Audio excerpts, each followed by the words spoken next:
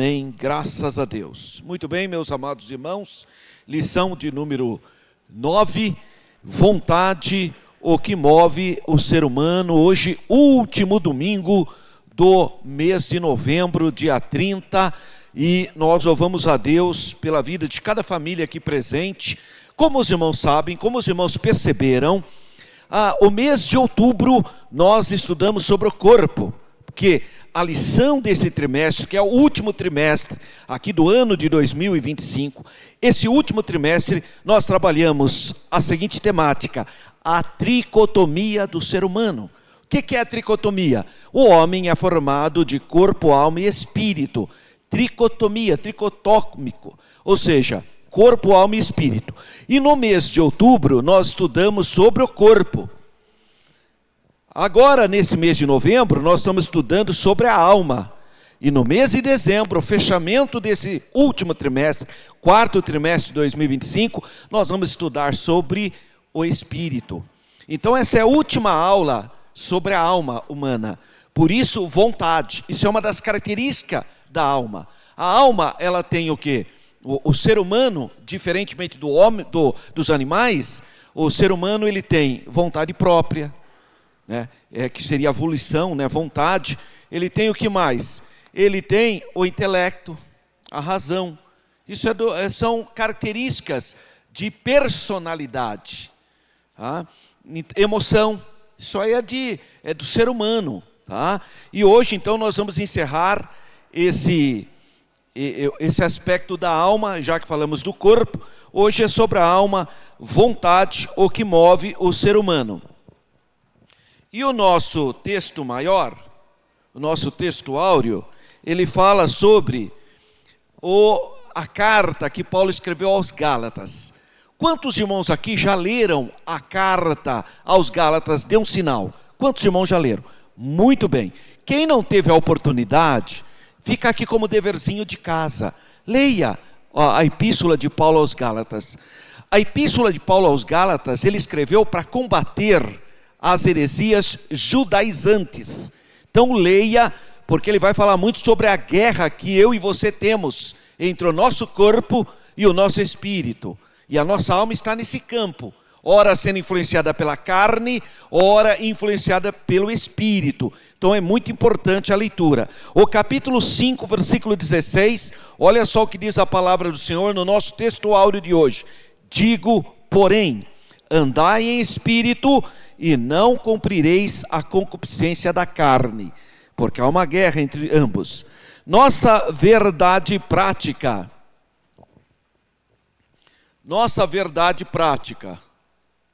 E não está mudando aí, irmão? Aqui houve algum probleminha? Não, acho que fui eu aqui que mexi. Aí. Nossa verdade prática. Guiada por Deus, a vontade é uma bênção extraordinária. Agora veja bem. Quando que ela é uma bênção extraordinária? Quando ela é guiada por Deus. Então preste atenção, guiada por Deus, tendo sensibilidade espiritual, a nossa vontade é uma bênção extraordinária, vital para a existência humana. Muito bem. Agora eu quero convidar os irmãos para se colocarem de pé, para nós lermos a leitura bíblica em classe, de maneira audível. Todos podem ler com calma, que está em Gálatas 5, 16 a 21, Tiago 1, 14 e 15 e Tiago 4, 13 a 17. Vamos lá então. Digo, porém, andai em espírito, e não cumprireis a concupiscência da carne, porque a carne cobiça contra o espírito, e o espírito contra a carne, e estes opõem-se um ao outro, para que não façais o que quereis.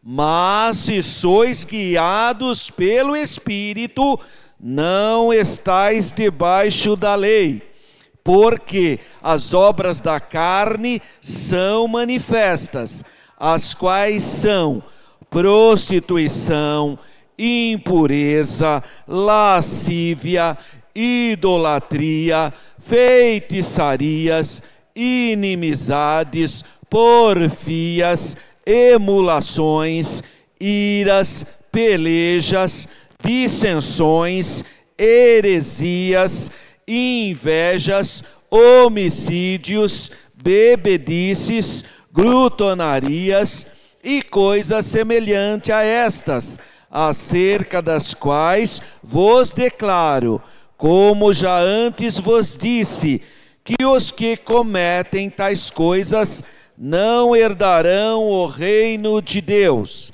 Mas cada um é tentado quando atraído e engodado pela sua própria concupiscência.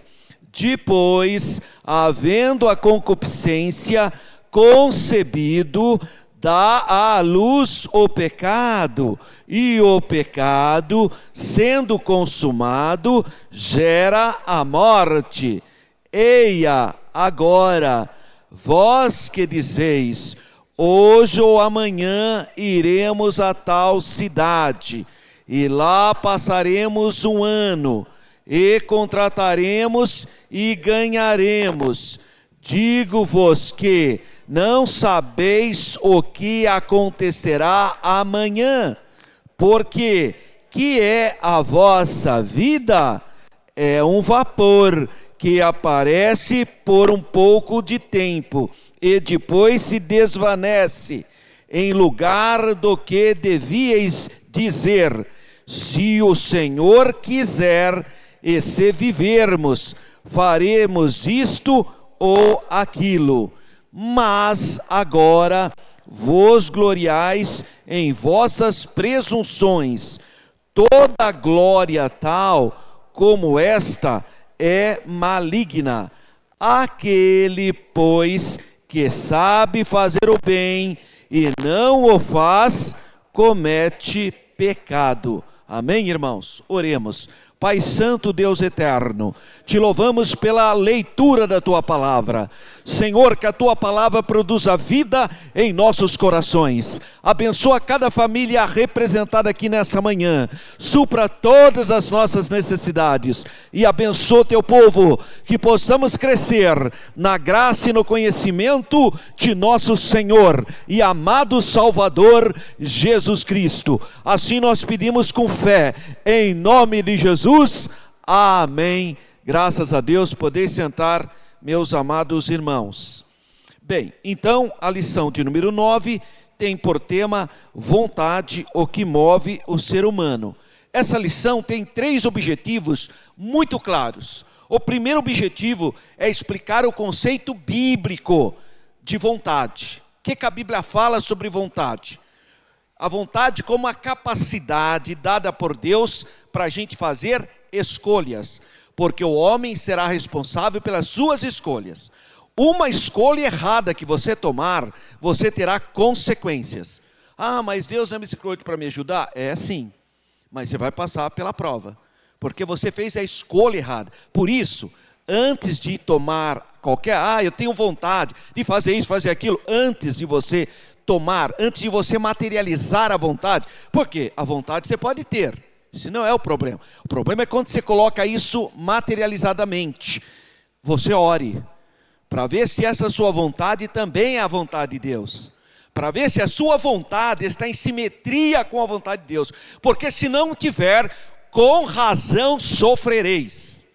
Por mais que pareça ser bonitinho, possa ser perfeito, parece que a sua vontade é aquilo mesmo. Se você tomar uma atitude fora da vontade de Deus, por falta de oração, por falta de orientação espiritual, por falta de conselho, certamente sofrereis.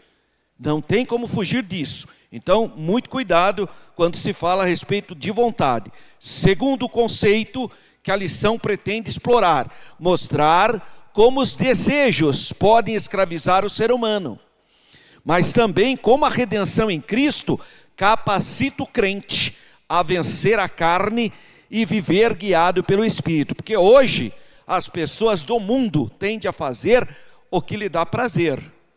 Isso chama hedonismo. A pessoa é o prazer pelo prazer. Não, eu faço isso porque eu gosto. Tá, mas a vida não é assim. Não tem que fazer o que você gosta. Precisa ver se está de acordo com a vontade de Deus, porque senão você vai ter consequências disso.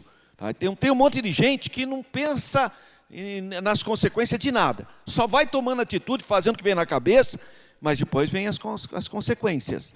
Tá? Não pode agir de maneira irresponsável. E terceiro item da lição 9, ensinar a identificar o processo de tentação, porque é um processo, compreendendo como o desejo se desenvolve até gestar o pecado. Então, como que funciona esse processo? Essa é a proposta da lição de hoje. E a lição de número 9, então, o tema é vontade, o que move o ser humano, e nós vamos, então, pensar um pouquinho sobre esse importante texto áureo de Gálatas, capítulo 5, versículo 16. Digo, porém, andai em espírito e não cumprireis a concupiscência da carne. Então, o nosso texto áureo, ele tem um contexto. Qual é o contexto? O capítulo 5 da carta de Paulo aos Gálatas. Entre os versículos 16 a 26, onde está o relacionamento, quando Paulo fala sobre as obras da carne e o fruto do Espírito. Quando se refere à carne, então Paulo chama de obras. Quando se refere ao Espírito, Paulo se refere a fruto. Então, quando é carne, obras, plural, obras da carne. Quando se refere ao Espírito, é fruto, singular. Ah, mas fala nove aspectos do fruto. O fruto é único, mas tem 9 aspectos. Tá? Então o apóstolo Paulo apresenta aqui a pessoa do Espírito Santo como uma pessoa real e que a comunhão com ele é absolutamente necessária. Você, irmão, minha irmã, você tem que pedir a direção do Espírito Santo para a sua vida. Para qualquer atitude que você tomar, ore a Deus, peça a direção, porque isso é muito importante. É justamente esse contato com a pessoa do Espírito Santo, essa comunhão com ele, que faz toda a diferença entre um crente espiritual, um crente que tem temor de Deus, e um crente que é só carnal, que faz as coisas da cabeça dela, ou dele. Ah, eu vou fazer assim e acabou. Mas não tem direção de Deus, coisa nenhuma. Não pode haver esse tipo de atitude, porque não existe exercício físico, não existe exercício religioso que possa disciplinar a pessoa, se não for pela ação direta do Espírito Santo. Tem um monte de religião, irmão, que dá disciplina religiosa para a pessoa. Você vê isso nas religiões orientais, como por exemplo a yoga. Você vê isso no catolicismo.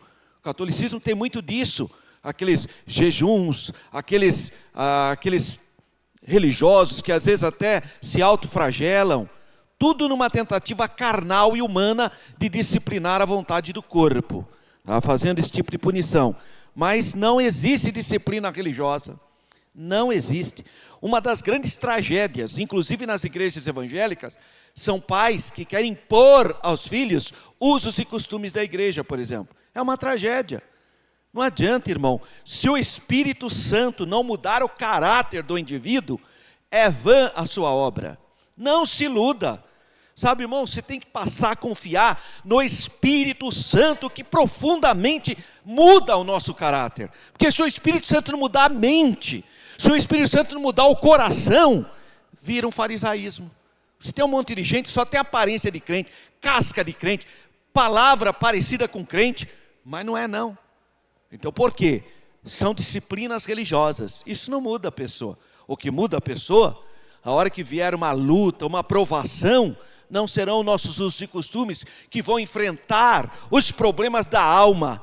O que vai enfrentar os problemas da alma é joelho no chão, é comunhão com o Senhor, é a busca do poder de Deus, é a certeza da salvação. É isso que te dá vigor para enfrentar as perdas que todos nós passamos. Tá, irmãos? Então precisa tomar muito cuidado, porque disciplina religiosa não te leva a nada. Todos os crentes em Jesus, todos possuem a presença do Espírito Santo. O fato de você falar uma coisa e já sentir, é o Espírito Santo que toca. Às vezes a pessoa fala uma coisa inadequada, por uma fragilidade humana, mas o Espírito Santo fala, está errado. Você vai orar, você vai se corrigir, você vai pedir perdão. O fato de você desejar servir a Deus, ler a palavra de Deus, orar, vir para a igreja, é o Espírito Santo que está trabalhando na sua vida. Então, ai de nós se não fosse a pessoa do Espírito Santo. nós seríamos insensíveis à voz celestial. Então, todos os crentes, todos têm esse contato do Espírito Santo. Todos têm a presença do Espírito Santo. E não existe, irmãos, presta atenção agora, não existe nenhum grau de conversão sem a atuação do Espírito Santo. Se não for o Espírito Santo que toca na sua vida, esquece, irmão. Não é possível haver nenhum tipo de conversão. Olha só o que diz Romanos 8:9. Vós, porém, não estáis na carne, mas no Espírito, se é que o Espírito de Deus habita em vós. Mas se alguém não tem o Espírito de Cristo, esse tal não é dele. Olha só o que diz a palavra do Senhor. Então, cada crente, mediante o desenvolvimento espiritual, deve buscar ativamente o poder do Espírito Santo.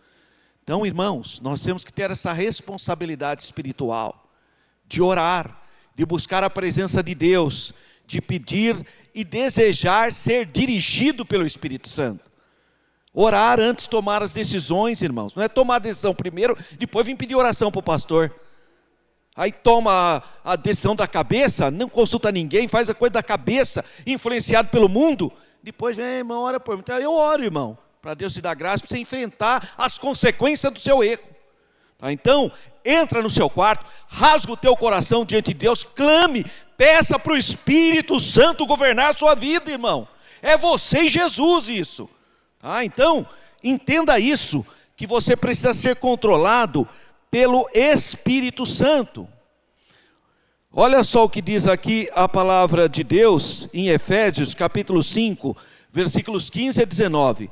Portanto, vede prudentemente como andais, não como loucos, não como nécios, mas como sábios, remindo o tempo, porquanto os dias são maus. Por isso, não sejais insensatos, sem bom senso, sem sentimento de racionalidade, mas entendei qual seja a vontade do Senhor, e não vos embriagueis com vinho em que há contenda, mas enchei-vos do Espírito Santo de Deus, falando entre vós em salmos e hinos e cânticos espirituais, cantando e salmodiando ao Senhor no vosso coração.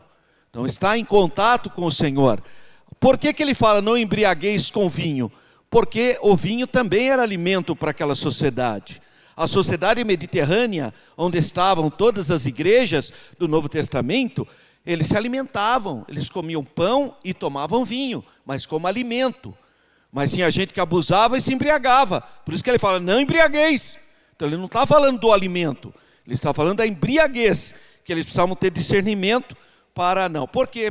Por que a pessoa se embriagava? Para esquecer os problemas.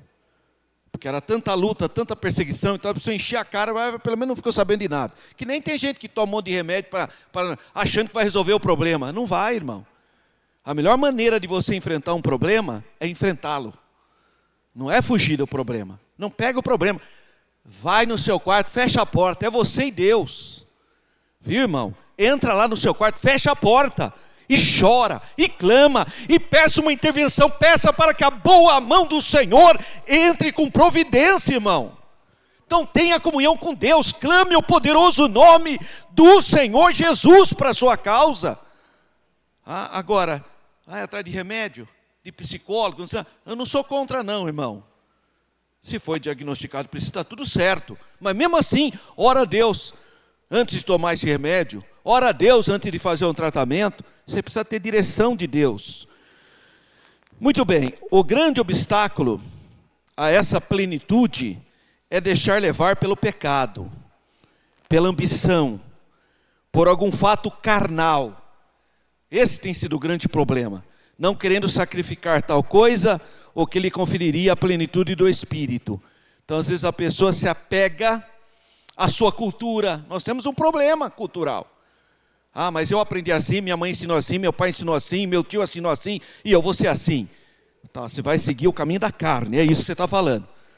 Então, cuidado com esse tipo de problema cultural. Começar a querer seguir coisas humanas. Olha só o que diz Gálatas, capítulo 2, versículo 20.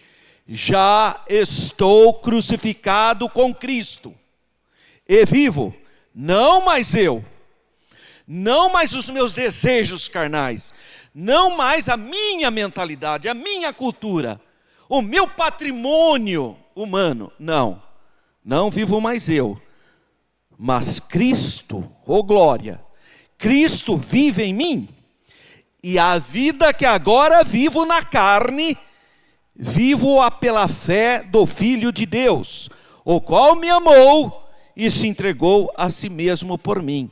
Então, se você é de Jesus, esteja no centro da vontade dele. A vida cristã exige o quê? Renúncia, dedicação e sacrifício. Mas fica tranquilo, irmão, isso aqui é efêmero. Toda essa vida nossa aqui, o quê? Uns por muita saúde, por ter feito exercício, por ter disciplina, às vezes vive bem até 100 e poucos anos. Os japoneses estão vivendo, muitos japoneses com mais de 100 anos no Japão. Também só come peixe, faz aquele monte de exercício, né? Então acaba tendo uma vida mais adequada, mais saudável. Mas não além disso não, irmão. Você já viu alguém que fala, irmão, eu pela misericórdia de Deus estou com 200 anos. Você já viu isso? Um testemunho, irmão. Que testemunho lindo. A irmã diz que tem 250 anos. Não tem, irmão. Não existe. Então a nossa vida tem limite. Agora, o outro lado é a eternidade. Então o que você vai escolher? Vai escolher viver uma vida carnal efêmera? Ou vai guardar-se para viver uma vida na presença de Deus? Para viver uma eternidade com Cristo? Ô irmão, vamos ter bom senso. Paulo fala, porque a presente tribulação, essa luta que você está passando, essas dificuldades não são comparáveis à glória que está por vir para a sua vida, para a sua causa, para a sua alma. Então alimente a sua alma, não dê moleza para a sua carne, não. Sabe por quê? Porque a sua carne foi feita do pó da terra, e ela gosta da terra. Vocês têm uma base. O mundo pagão começou a adorar a mãe terra, a Geia. A mãe terra, a mãe. Por quê? A ligação que nós temos com o corpo é pó. Então nós amamos a terra, irmão. Se dá moleza para a sua carne, você quer ficar deitadão assistindo filme e comendo pipoca. Todo dia quer fazer picanha, é carnalidade na lata. Comer gordura, tudo que não presta. Comer sorvete, creme, é tudo que não vale nada. A carne, ela é pó. Ela gosta das coisas, mas você tem uma alma aí, e ela sabe que ela é eterna. E Jesus veio para te dar a vida eterna da alma. O corpo vai ter que ser transformado, irmão. O corpo vai ter que ser transformado. Então cuidado com esse corpo seu que ainda não foi transformado, porque ele é cheio de fraquezinha, hein? Vigia, meu irmão, vigia, minha irmã, não dá moleza para o inimigo.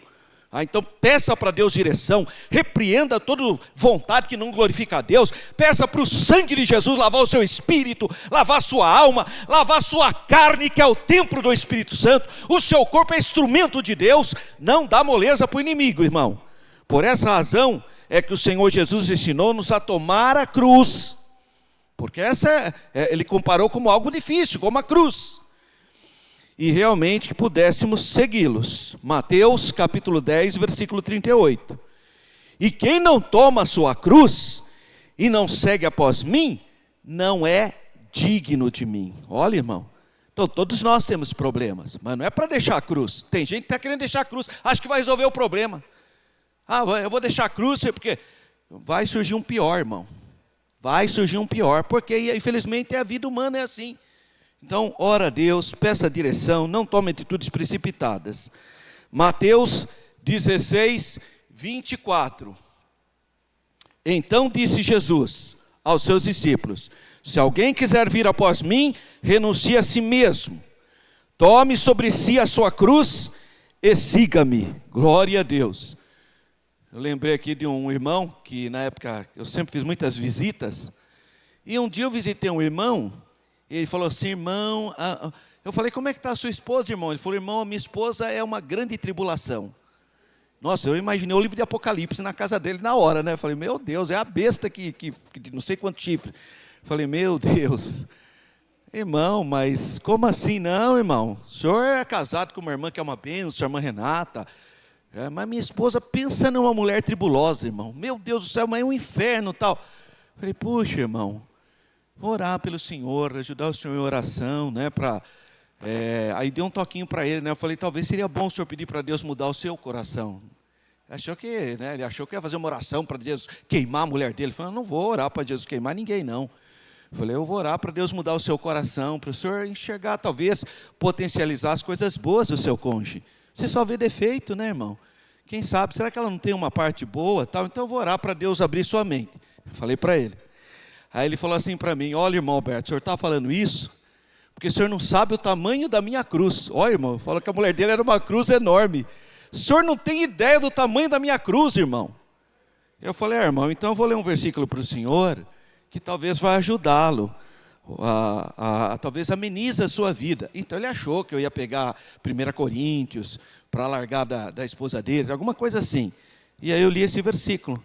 Jesus disse, se alguém quiser vir após mim, renuncie a si mesmo, tome a sua cruz e siga-me. Falei, não é para sua esposa ser uma cruz, mas se é, pega a sua cruz e siga Jesus com ela, desse jeito mesmo. Ele morreu da risada, porque ele achou que ia dar uma saída para ele. Em outras palavras, ele pensou que era para ele largar e da esposa, né? Eu falei, não, irmão, não é para o seu cônjuge ser cruz, não é. Mas se for, Jesus mandou você pegar a cruz e seguir ele. E foi assim, uma vez mais, que o apóstolo dos gentios respondeu aos seus críticos. Olha que coisa, quando afirmaram que a lei era essencial para a norma e a vida diária, para adquirir santidade, né? Mas o apóstolo Paulo negou tais coisas, declarando que somente a experiência, irmão, é só experiência com Jesus. Se Jesus não estiver entronizado no seu coração, você vai seguir o curso desse mundo.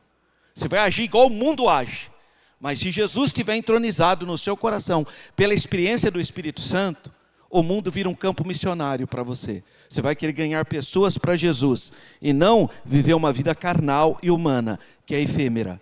A pessoa do Espírito Santo apresenta uma nova lei. O que o Espírito Santo faz? Santifica, fortalece e desloca completamente a antiga lei das suas funções. Vamos ler Romanos capítulo 8.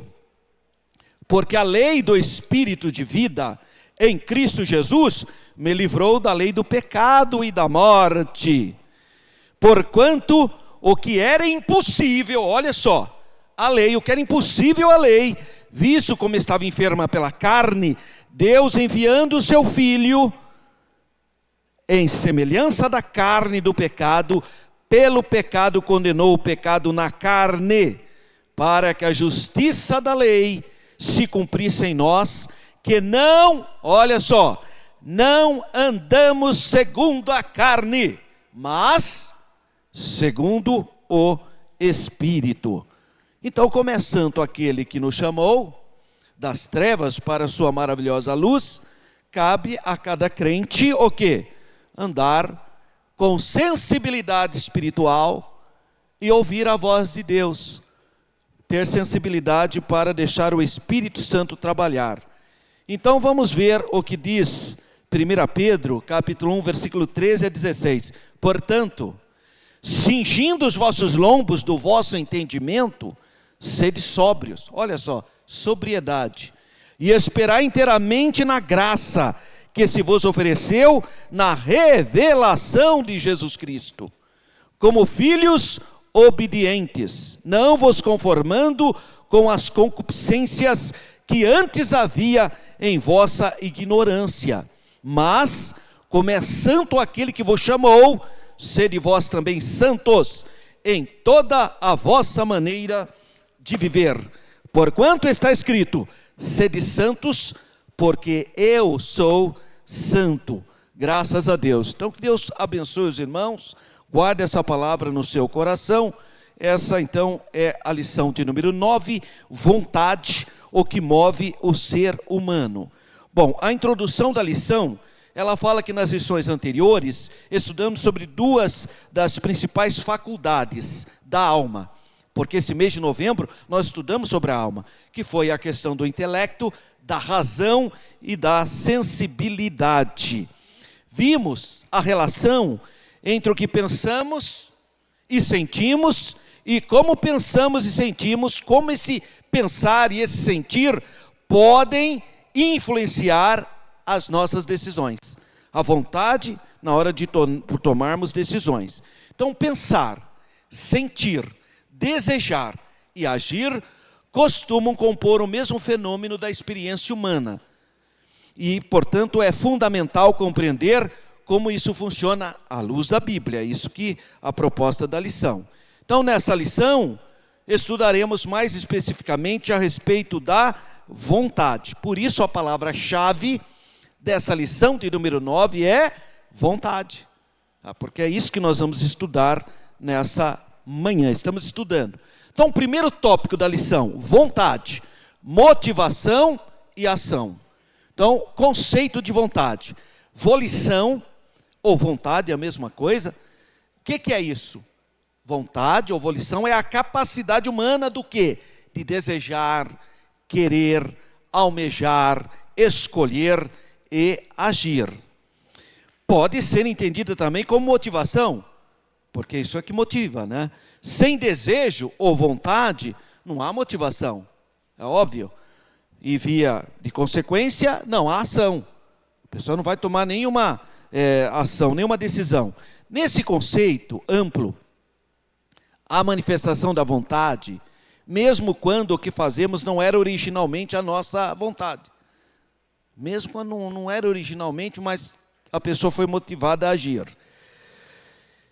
Mas, às vezes, ocorre também que é a vontade de outra pessoa. Então, às vezes, você é tão influenciável. Sabe que tem uma coisa, irmãos, nós seres humanos, nós somos influenciáveis pelas outras pessoas. Pelos irmãos da igreja, nós somos influenciados. Nós somos influenciados por amigos do nosso trabalho. Nós somos influenciados pelos estudantes que estudam conosco na faculdade, na escola. Nós somos influenciados pelo nosso cônjuge. Nós somos influenciados pelos nossos filhos. Nós somos influenciados pelos nossos netos. Nós somos influenciados pelos nossos pais. Extremamente influenciados pelos nossos pais. Isso é natural. Então, nós precisamos entender que muitas vezes nós estamos fazendo coisa, não é porque você quer, não é porque você sabe o que está certo, mas é porque alguém está te influenciando. Não é nem sua vontade, mas você foi influenciado e tem, você sabe, né, irmão? Tem pessoas que têm dependência emocional de outras. Sabiam disso? Tem, irmãos. Eu conheço pessoas que dependem emocionalmente de um amigo, aí faz tudo que o amigo pede. Tem pessoas que dependem emocionalmente dos pais. Tem pessoas que dependem emocionalmente da própria mãe ou do próprio pai. Dependência emocional. E aí vira um problema em relação aos seus próprios filhos, em relação ao seu cônjuge, em relação às outras pessoas. Então, muitas vezes a pessoa toma decisões, não porque ela sabe que está errado. Ele sabe que está errado essa decisão, ele sabe, mas ele está tomando influenciado por outrem. Tá? Isso é um problema. Tá? A conversão é um exemplo de mudança na vontade humana, por meio do arrependimento. O arrependimento é fundamental para a conversão. Todo verdadeiro cristão, todo verdadeiro crente é alguém que, impulsionado pelo toque de Deus, pela misericórdia de Deus, pelo favor imerecido de Deus, renuncia à sua própria vontade para fazer a vontade do Senhor, a vontade de Cristo. É claro que nós estamos falando do livre-arbítrio funcionando. O livre-arbítrio é a liberdade que você tem de tomar decisões. Bom, 1.2, subtópico 1.2, do pensamento à ação. O que ocorre então na esfera do pensamento? Ele pode ser apenas um pensamento. Eu pensei em fazer tal coisa e fica por isso mesmo. Pode ter nenhuma relação com sentimento ou desejo. É um pensamento. Todos nós pensamos. Aliás, o que a gente mais faz na vida é pensar. Tem gente, por exemplo, que está olhando aqui para mim, mas está pensando em outra coisa, irmão. Aqui agora. Está olhando aqui para mim, está pensando no frango que deixou não sei na onde. Está aqui olhando para mim, está lembrando da conta. Aquela conta que eu tenho que pagar segunda-feira. Eu tô aqui falando e ele está pensando. Isso é normal do ser humano. Por isso que às vezes eu crio ambientes para retomar, para trazer você de volta aqui para o pensamento. É por isso que tem pregador que está pregando e fala, olha aí para o sermão. Tudo isso são técnicas. Levanta a mão, dá glória a Deus. Porque Ele está querendo trazer você de volta. Porque é muito comum. Você está no ambiente, você está ouvindo, mas não está escutando. Porque você está pensando, a gente pensa direto, irmão. Na hora de dormir, então, meu Deus do céu, como pensa? Por isso que fala, né, é melhor você contar ovelhinhas, né, para tentar dormir, né, que é muito pensamento. Então, a nossa cabeça é uma máquina de pensamento, e aí está tudo certo. Não significa que esse sentimento seja um desejo, não é isso. Por exemplo, podemos pensar em uma viagem que fizemos sem que isso nos traga qualquer emoção. Simplesmente. Mas, se aquela viagem mexeu com você, isso vai gerar emoção. Tá? Então, quando você lembra, né, aí você vai ter emoção. Quer ver uma coisa que sempre me faz muito bem, é por isso que eu gosto? É do café. O café está associado para mim à família, está associado ao carinho da minha mãe em preparar o café, aquele café cheiroso, ela sempre acordando com muito bom humor. Minha mãe sempre acordou muito alegre, e ali fazia aquele prazer em fazer o café para os filhos. Então, para mim, o café fica associado a coisas boas. Então, pode ser uma pessoa com a maior cara feia, me dá um café, eu já penso em coisa bonita. Não adianta, está associado. Interessante, né? E tem coisas que ficam associadas a coisas ruins, por isso que a gente evita. Às vezes nem é aquilo, mas está associado. Tá? E isso tem a ver com cheiros, né? Os cheiros fazem isso. Por exemplo, por que a gente gosta de ir no shopping? Um dos motivos. Porque cheira bem. Vocês viram o cheirinho do shopping? Não é um cheiro gostoso? É isso que eu faço aqui na igreja. O que você acha que eu faço questão de jogar um perfume na igreja? Para associar. Por isso, não, aqui é gostoso ir na igreja, porque o cheiro gostoso significa limpeza, claridade, ambiente acolhedor. É isso que é o cheiro. Você já foi num ambiente que não cheira bem? Você não quer ficar lá. Não adianta, você não quer. Você chega num local, meu Deus do céu, aquele cheiro ruim, ou cheiro de cachorro, ou cheiro de gato, cheiro de... Meu Deus do céu. Você fica meio... Não a pessoa que já está acostumada com o cheiro. Porque tem gente, irmão, que já está acostumado. Quando eu fui fazer o curso na Universidade de São Paulo de História, meu pai foi me levar. Irmão, aquele calor, a aula começava às 14 horas, e era mais ou menos que 12:30, a gente estava passando ali na Marginal Pinheiros. Pensa no cheiro de pizza apodrecida. Marginal Pinheiro. Doeu até minha cabeça. Na primeira semana eu falei, pai, eu não vou aguentar passar por isso aqui não. Que cheiro horrível tal. Isso na primeira semana. Na segunda semana eu acostumei com o cheiro. Eu podia comer até comendo dentro do carro, indo comendo, já não sentia mais o cheiro. Então a gente acostuma com cheiros. Mas tem cheiros, tem lembranças, viagens, etc., que traz acolhimento para a gente tem prazer. E outros que trazem repulsa. Tá? Outros trazem repulsas. E esse desejo pode nos motivar, por exemplo, a comprar a passagem para repetir a experiência. Você fez uma viagem que foi bonita, não significa que vai dar a mesma coisa, às vezes é tudo o contrário, né? Mas está associada a coisa boa. Então você vai com alegria. Em um caso assim, ocorre um fenômeno completo, que foi o pensamento, o sentimento, o desejo e a ação. Então um processo completinho. Aconteceu com Eva no jardim. Em sua conversa com a serpente, a mulher refletiu sobre o significado do fruto da árvore da ciência do bem e do mal, até que ela foi enganada. Tá? E aí ela cometeu o erro ali, né? E foi enganada. Ao acreditar na falsa elevação que obteria, seria igual a Deus, Gênesis 3:5, certamente sentiu algum tipo de emoção. Na verdade, irmãos, Eva devia manter um diálogo constante com aquela serpente. Não foi o primeiro diálogo, que a Bíblia só registra o ato. Mas o cotidiano dela, há tempo que ela vinha conversando com aquela serpente. Não foi de uma hora para outra. Porque o pecado não é assim, não é na hora. Ninguém peca na hora. Essa história de falar, irmão, eu caí em pecado, não existe. Como assim você caiu, irmão? Caiu é acidente. Não tem cair em pecado. Você pula de cabeça mesmo.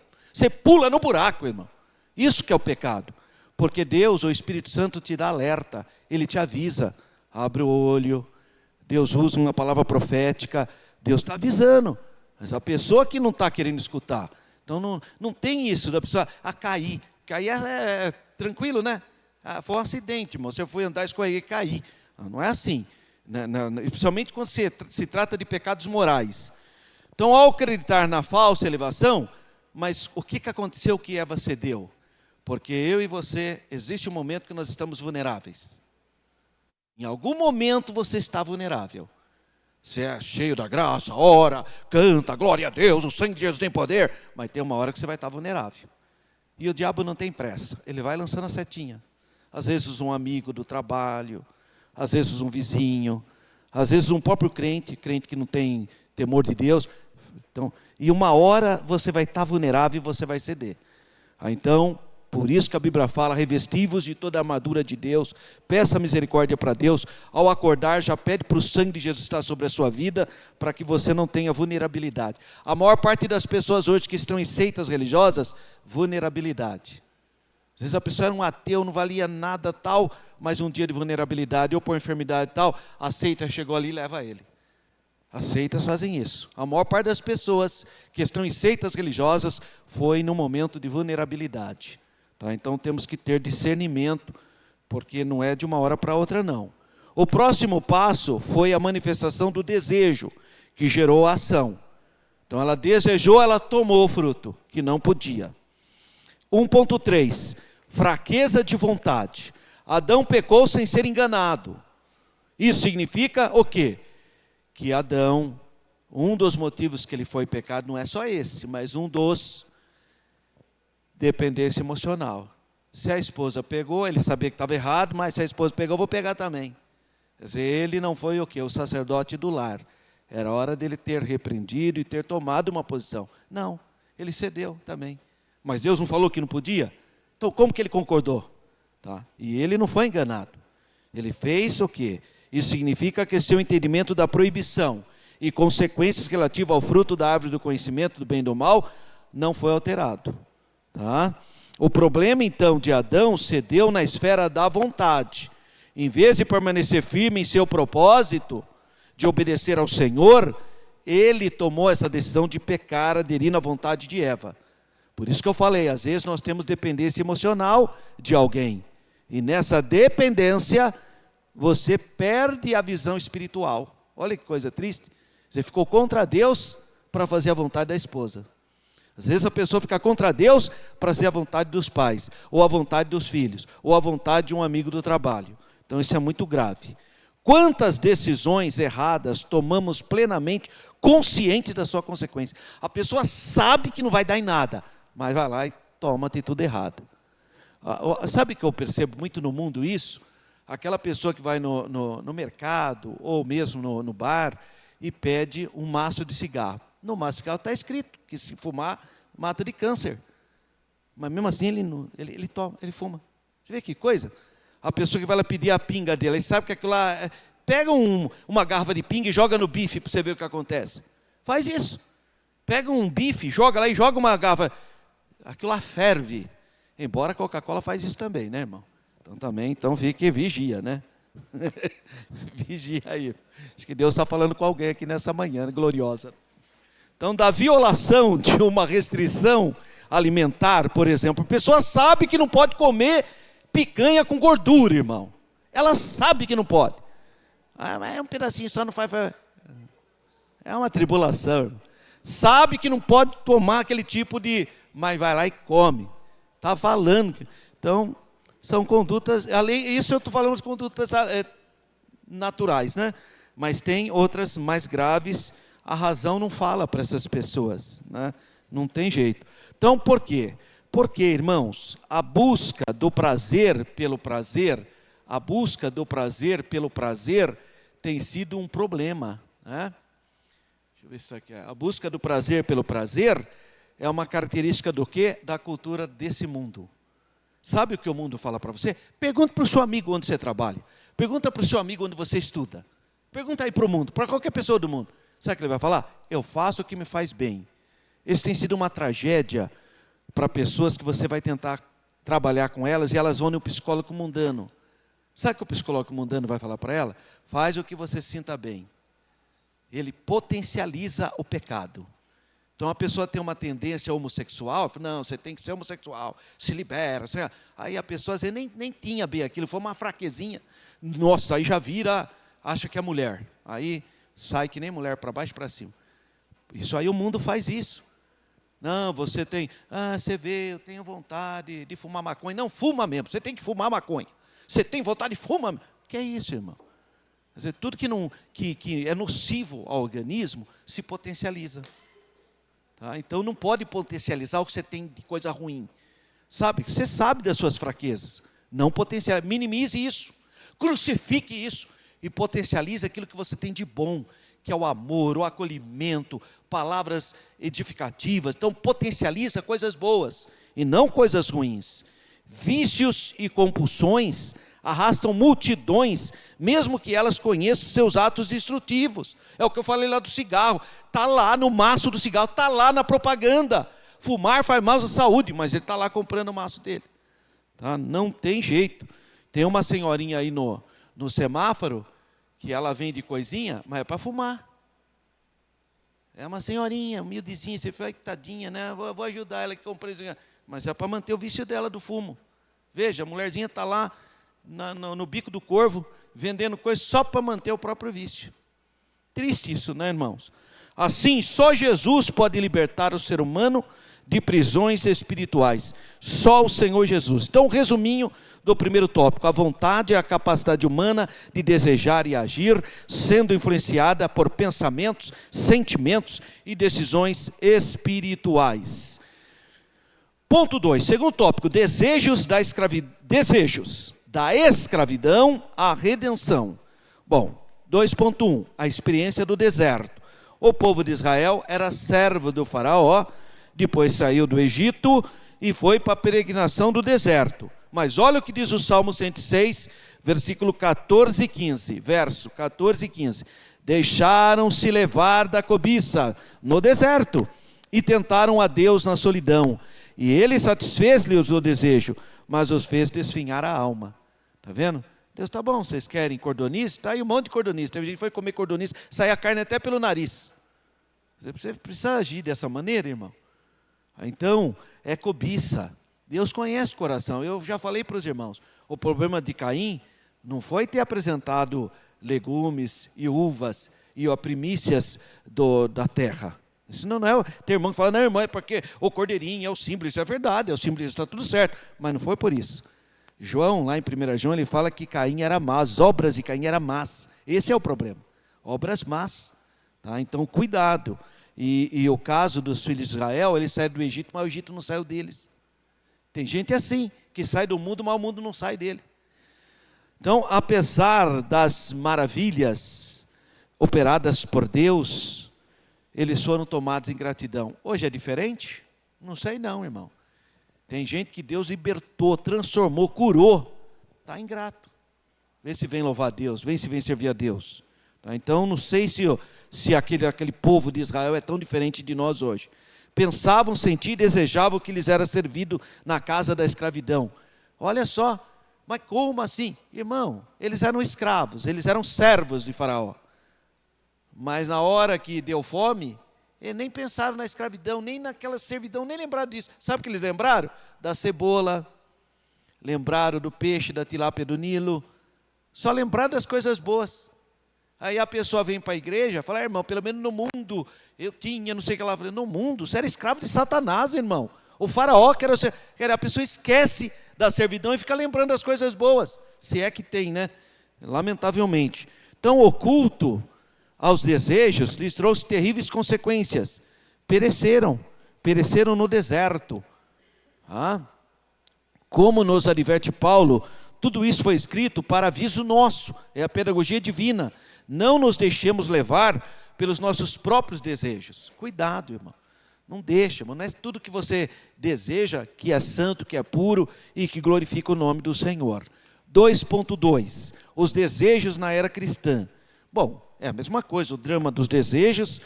Agora, a diferença fundamental é que Cristo venceu o pecado e nos dá poder para vencer o pecado também. Jesus nos liberta. Então, agora nós estamos na época da graça.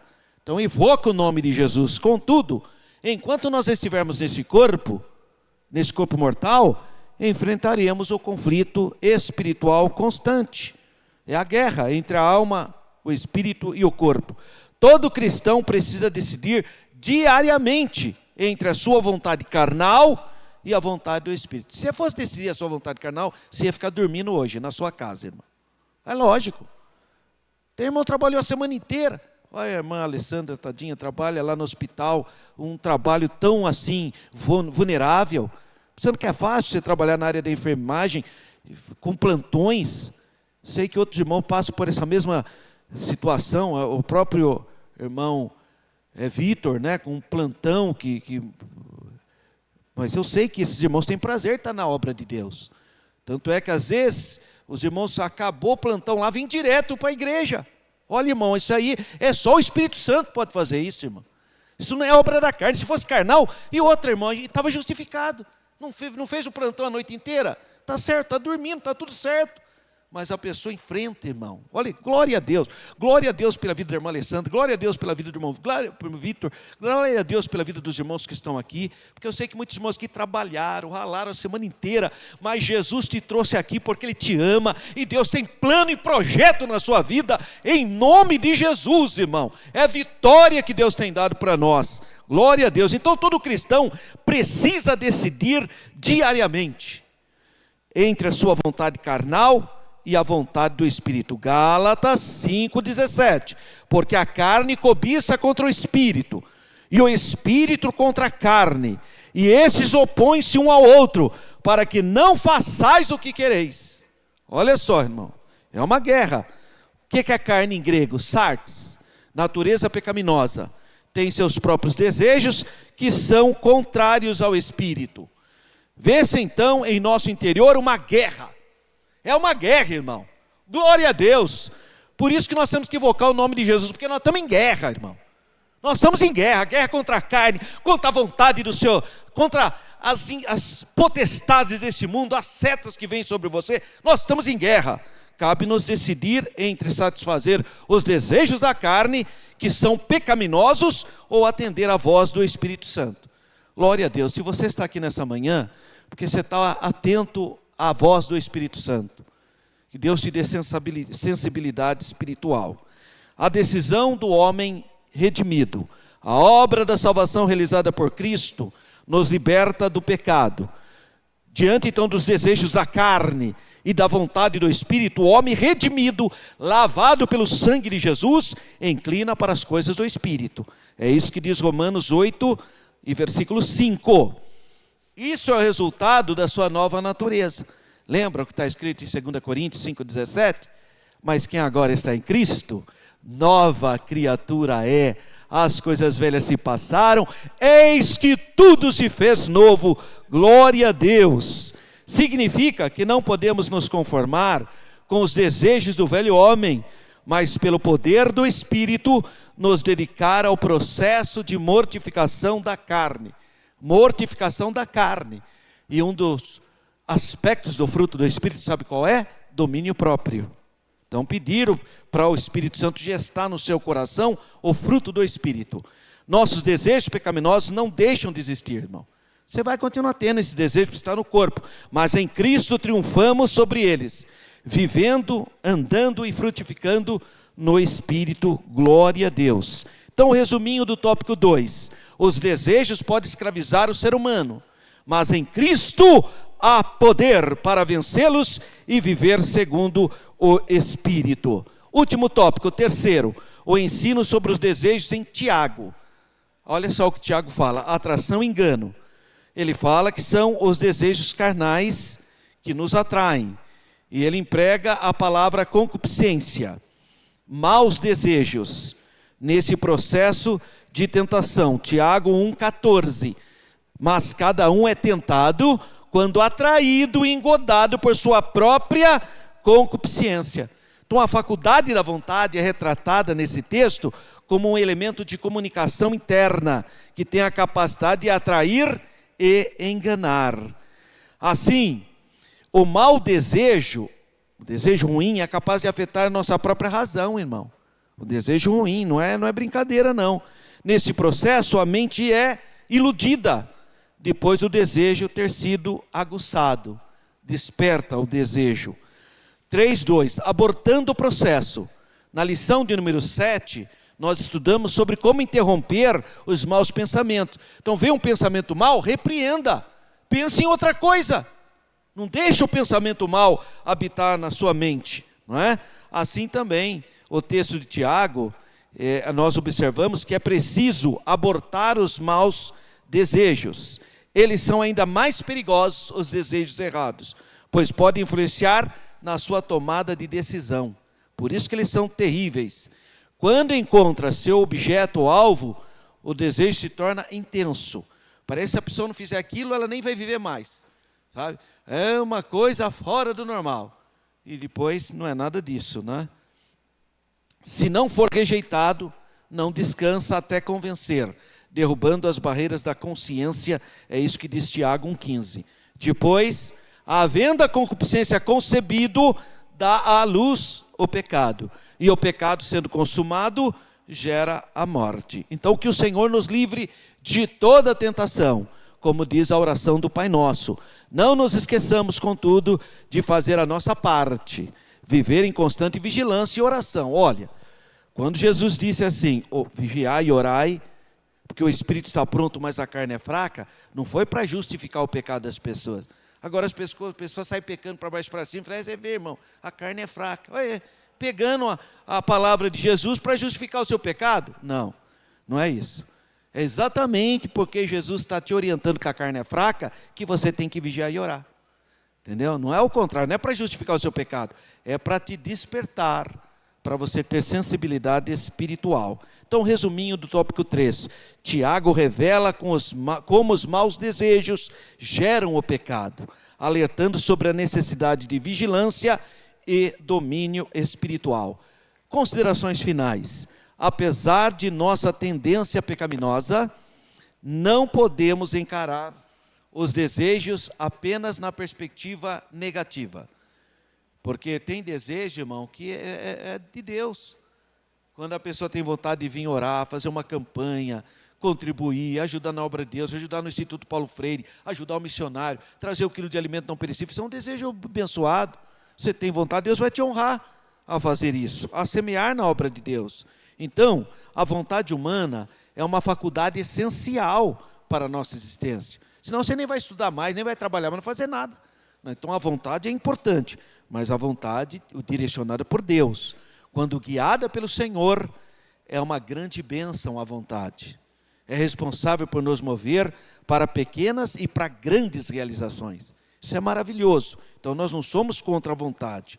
Como é bom amanhecer motivado todos os dias, não é, irmãos?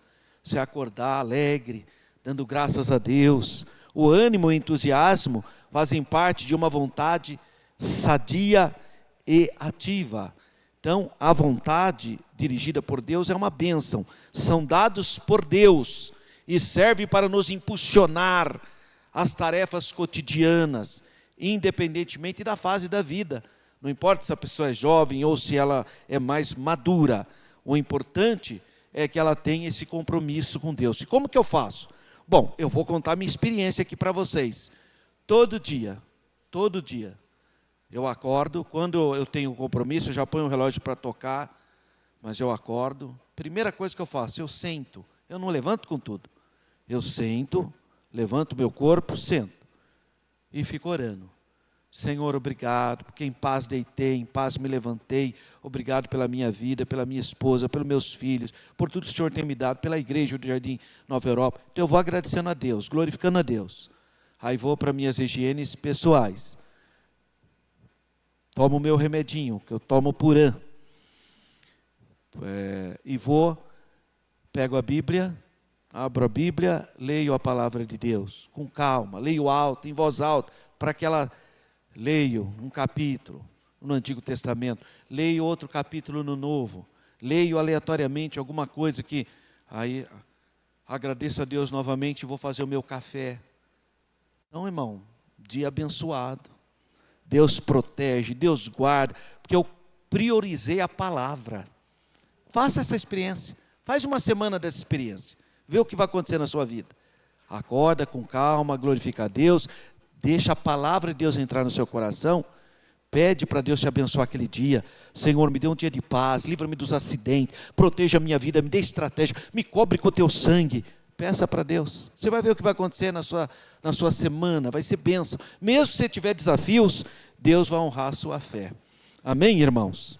Deus abençoe os irmãos, se Deus nos permitir, próximo domingo, dia 7 de dezembro, aí já é o mês de dezembro, Espírito, o âmago da vida humana, um ensino maravilhoso, convide pessoas. Outra coisa que eu vou pedir para os irmãos, mês de dezembro os jovens já não estão mais estudando, muitos irmãos já estão em férias, venha no culto de terça-feira, porque nas próximas 4 terças-feiras,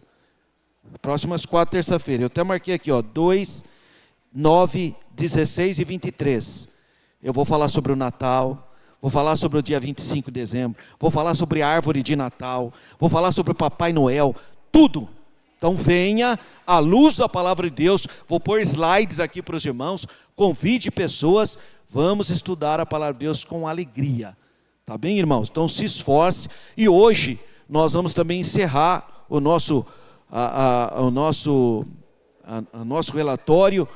Então se você ainda não semeou, se você ainda não deu o santo dízimo, e quer que conste ainda no mês de novembro, traga no culto da noite, ajuda a missão, tem aí o Natal missionário, pega o envelope, se você não pegou, procura o irmão Marcos, se você pegou o envelope Natal missionário, põe a sua ofertinha de amor, não esqueça de ajudar as criancinhas do Instituto Paulo Freire, nem se for com R$5, irmãos, pega o envelopinho e põe lá, se todo mundo ajudar, nós vamos ter um Instituto Paulo Freire forte, cuidando das crianças, então pega e coopera na obra de Deus.